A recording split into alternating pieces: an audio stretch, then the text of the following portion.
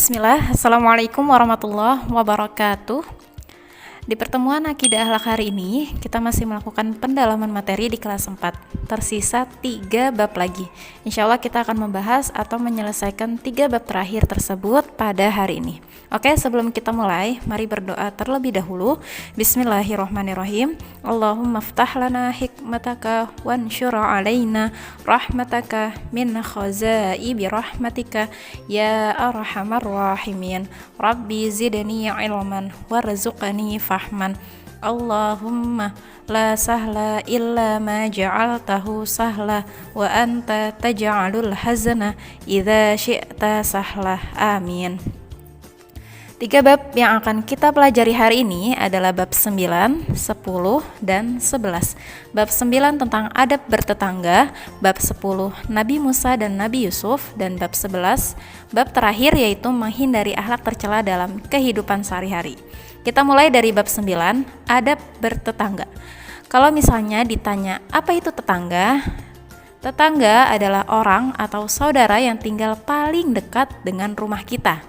Kita ini adalah makhluk sosial, artinya manusia tidak dapat hidup sendiri.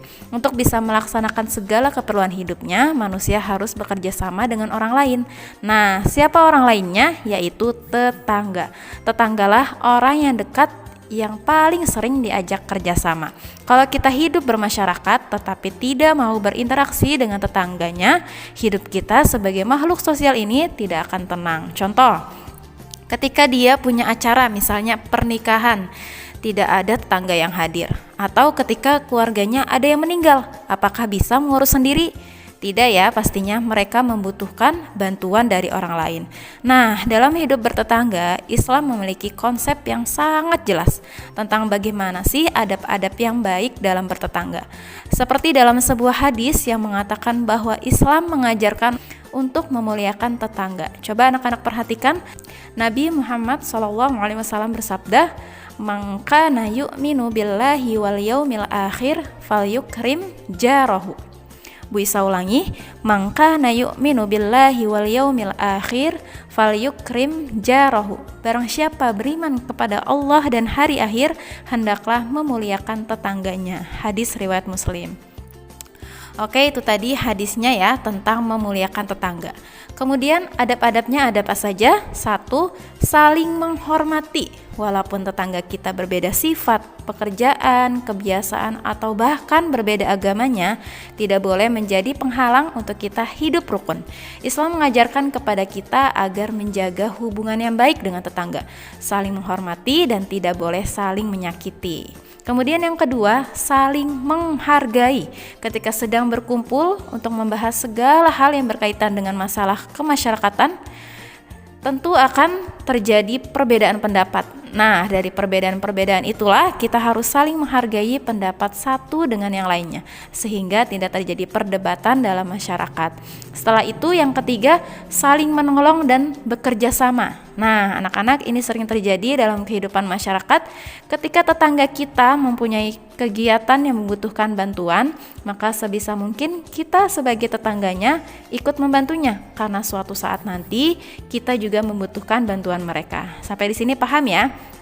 Kita lanjut adab yang keempat, saling mengasihi. Membiasakan diri berbuat baik dan mengasihi tetangga harus dimulai dari hal-hal kecil, seperti tegur sapa dengan tetangga baik yang seagama ataupun yang beragama lain. Jika seseorang yang mengasihi tetangganya dengan tulus, maka akan melahirkan sebuah persaudaraan yang lebih dari saudaranya sendiri. Nah, kemudian yang kelima, saling melindungi, artinya memberikan perlindungan jika tetangga kita mendapatkan ancaman atau serangan dari orang lain. Asal yang kita beri perlindungan berada di pihak yang benar, tetapi bila dia yang bersalah, maka kita tidak wajib melindunginya. Nah, yang terakhir, adabnya adalah saling menasehati. Seperti halnya beramar ma'ruf nahi mungkar, mengajak kepada kebaikan dan mencegah kemungkaran. Ketika ada tetangga kita melakukan maksiat, maka kita wajib menasehatinya agar kita sama-sama berada di jalan yang benar. Oke, alhamdulillah itu tadi adalah penjelasan tentang bagaimana beradab yang baik dengan tetangga. Insya Allah bisa dipahami ya. Sekarang kita lanjut ke bab 10, kisah Nabi Musa dan Nabi Yusuf. Nah, yang akan kita bahas di bab ini selain kisah Nabi Musa dan Nabi Yusuf adalah sifat yang diteladani dari Nabi Musa, yaitu keberaniannya, dan sifat dari Nabi Yusuf adalah tabah dan kesabarannya. Pengertian pemberani. Pemberani adalah keteguhan hati, kekuatan pendirian untuk membela dan mempertahankan kebenaran. Keberanian dilakukan untuk mengharap keridhaan Allah. Keberanian adalah salah satu ciri yang dimiliki orang yang istiqomah di jalan Allah. Seorang muslim hanya takut kepada Allah saja dan tidak takut pada manusia serta makhluk Allah yang lain. Sehingga orang yang pemberani tidak akan takut menghadapi berbagai keadaan. Sikap berani harus dimunculkan dalam kehidupan sehari-hari. Contoh yang sering terjadi dalam kehidupan sehari-hari, misalnya ketika di sekolah. Jika kita mendapati teman yang membuang sampah sembarangan, kita harus berani menegurnya agar sampah tersebut dibuang pada tempatnya. Nah, itu adalah sekilas tentang sifat pemberani. Sifat pemberani ini dimiliki oleh Nabi Musa. Bagaimana kisah tentang keberaniannya? Nah, di buku paket sudah dituliskan secara detail dan pastinya anak-anak juga sudah mempelajarinya ya di kelas 4. Bu Isa akan menceritakan secara singkat saja tentang kisah Nabi Musa. Nabi Musa, nabi yang menghadapi seorang raja yang sangat kejam. Siapa nama raja tersebut? Iya, Raja Fir'aun, raja yang amat sombong dan kejam. Di samping kejamnya, kesombongannya sudah di luar batas. Kepada rakyatnya dia mengaku sebagai Tuhan, sehingga rakyatnya harus menyembahnya. Bagi siapa yang membangkang, akan dibunuhnya. Fir'aun bermimpi, ia melihat bahwa kerajaannya itu akan dihancurkan oleh seseorang. Karena kekhawatirannya, Fir'aun pun datang ke ahli nujum. Ahli nujum itu disebut juga peramal ya, untuk menanyakan maksud dari mimpi tersebut. Ahli nujum menjelaskan bahwa besok akan lahir anak laki-laki yang menghancurkan kerajaan Fir'aun. Setelah mendengar kabar tersebut, Fir'aun memerintahkan kepada seluruh pasukannya untuk mendata wanita yang hamil.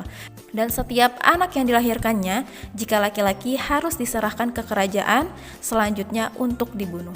Nah, pada saat yang genting seperti itu, lahirlah seorang bayi yang diberi nama Musa.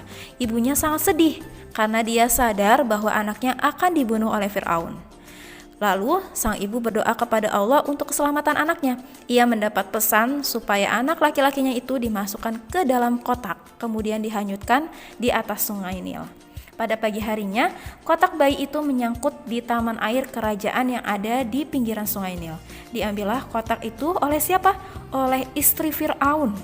Nah, atas bujukan istrinya, Fir'aun setuju menjadikan anak itu sebagai anak angkatnya. Singkat cerita, saat Musa telah tumbuh menjadi dewasa, dia sudah dapat berpikir bahwa bapak angkatnya yaitu Fir'aun memerintahkan rakyatnya dengan sangat kejam dan sangat tidak adil. Lalu Musa dengan sangat berani dengan keberaniannya ia menyampaikan keberatan kepada ayah angkatnya. Fir'aun sangat marah dan akhirnya dia mengusir keluar yaitu Nabi Musa dari istana. Nah, apa yang terjadi selanjutnya?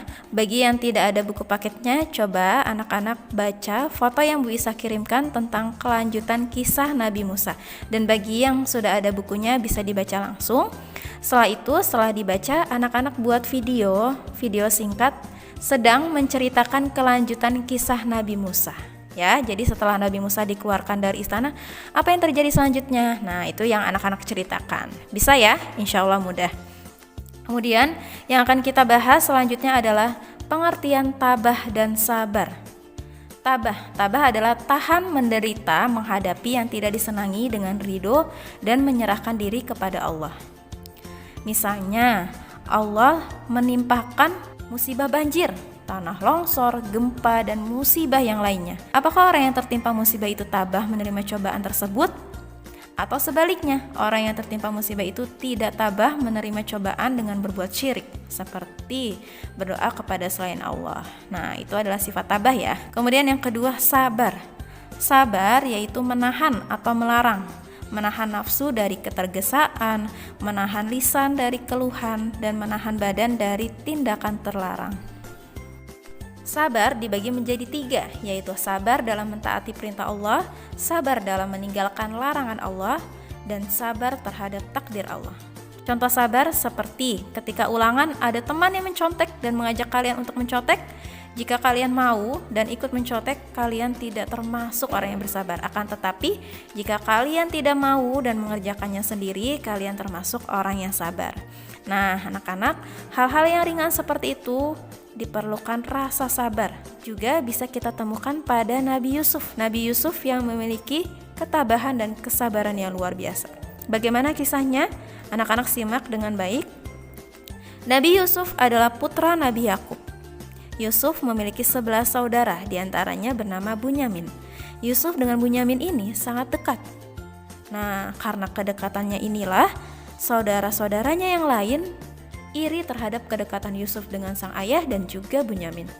Suatu saat timbul niat jahat dari saudara-saudaranya untuk membunuh Yusuf.